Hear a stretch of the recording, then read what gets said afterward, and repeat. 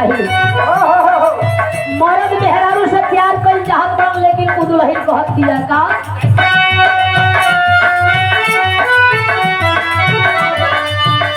हट दूरे रहा हो,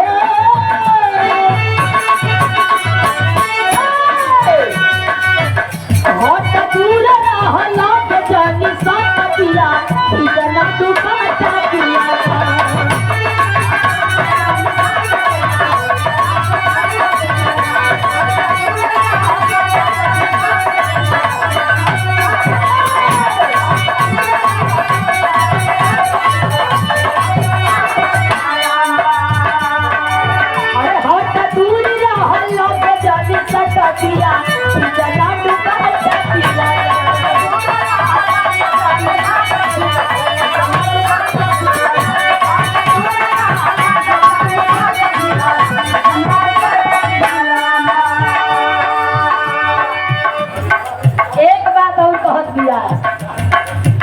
जाके बदला तू हाथ हाथ जिंदगी कइले माटी।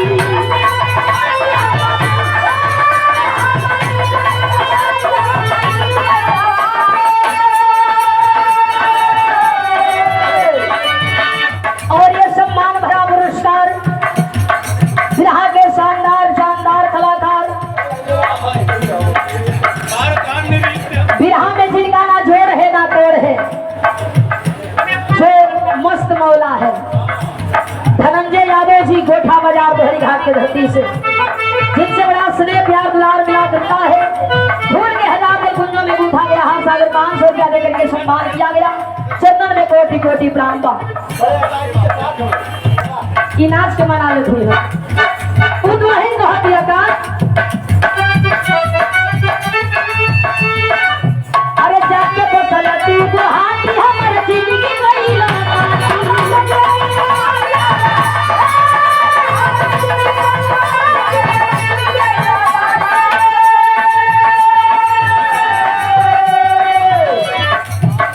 चाटी गई बाजवानी तेरे चक्का किया भिजा ना दुपट्टा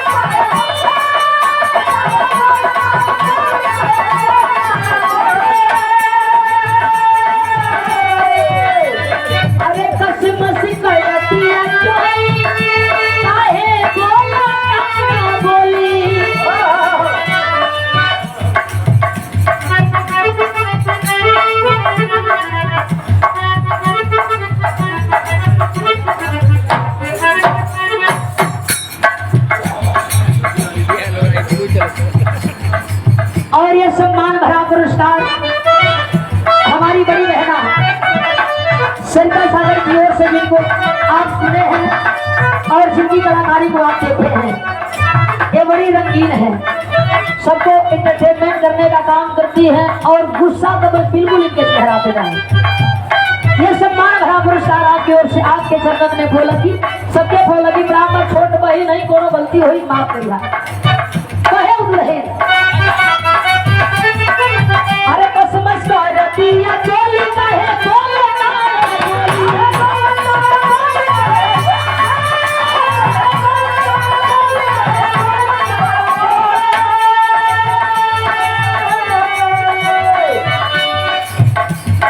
बस देखाया हो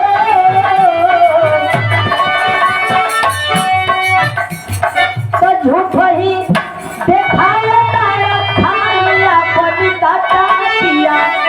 अरे खींचा ना डूबा